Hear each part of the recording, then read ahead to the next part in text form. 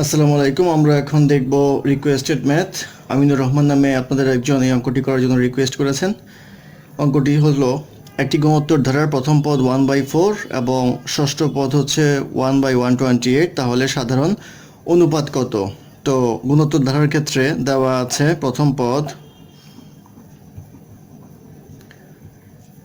1/4 আর ষষ্ঠ পদ equal to 1/128। তাহলে জিজ্ঞাসা করা হয়েছে সাধারণ অনুপাত কত।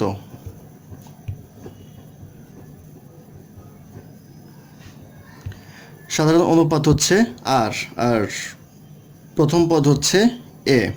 এখন আমরা সূত্র দেখব। সূত্র অনুসারে আমরা জানি প্রথম পদ হচ্ছে এ এবং ষষ্ঠ পদ হচ্ছে এ ইন্টু r⁵। এটা হচ্ছে ষষ্ঠ পদ।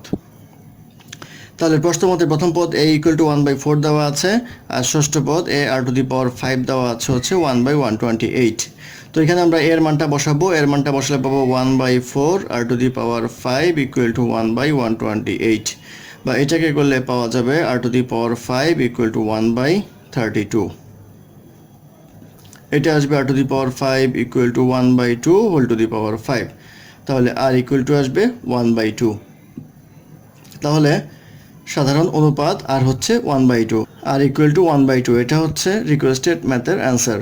ধন্যবাদ আমাদের সাথে থাকার জন্য। আমাদের চ্যানেলে কোনো অঙ্ক রিকোয়েস্ট করতে হলে আপনারা ইমেল অ্যাড্রেসে ইমেল করতে পারেন অথবা গ্রুপে আমাদের ইনবক্সে অথবা কমেন্টে জানাতে পারবেন। আমরা চেষ্টা করব খুব দ্রুততম সময়ের মধ্যে তার সমাধান দেওয়ার জন্য। ধন্যবাদ।